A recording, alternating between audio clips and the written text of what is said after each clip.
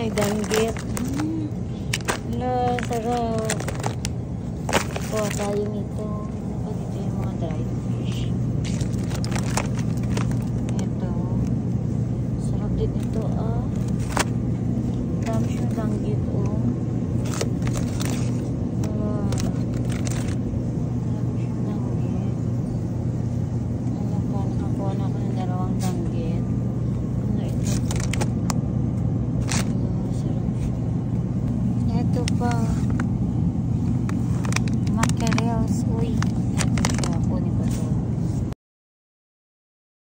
Ayan, dami tayo ngayon nabili galing from Asian store.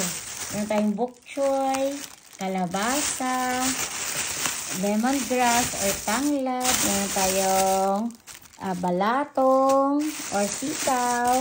Meron tayong talong. At saka meron tayong kamote, sayote, and okra. Meron tayong mga ano dyan, mga nor seasoning, ginsa mix. Ayan, oh. And then, eto yun. Meron tayong sibuyas dyan na maliliit kasi mabango yan. Meron tayong spaghetti sauce. Meron tayong mga coconut cream and Nestle cream. And meron akong nakitang ubi condensed milk kasi mag-ubi halaya tayo. And then, eto. Meron akong nabiling danggit. Ayan siya, oh. Filipino product, Filipino's favorite. Ayan, is danggit. Ayan. Rabbit fish, but it's a dried danggit. Ayan siya. And then, meron din akong nakita na dried skinless squid. Oh, ayan. Nako na lang po. And, eto naman is dried salted mackerel. So, it's a Filipino product. So, ayan siya. And then, meron tayo dito tender juicy. Tender juicy hotdog. O, akala nyo ba sa Pinas lang may tender juicy, ha?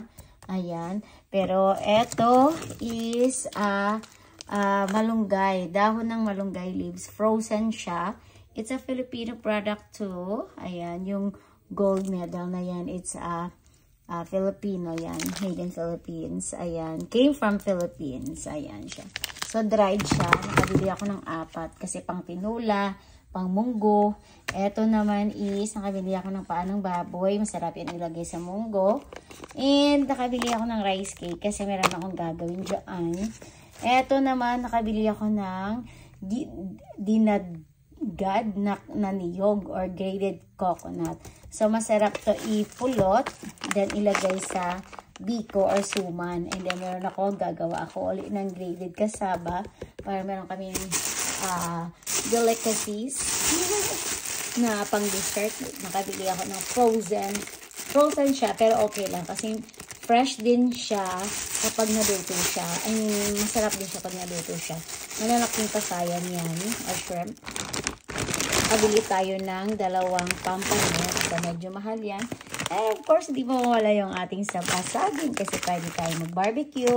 Pwede natin gamitin puchero. Pwede natin pambaon sa work. Kahit steam banana lang. Okay na, satisfied. So, ayan guys. That's my videos for today. Is about groceries from Asian store. Satisfied ako, yes. Kasi marami akong nabili mga gulay for today. Guys, thanks for watching.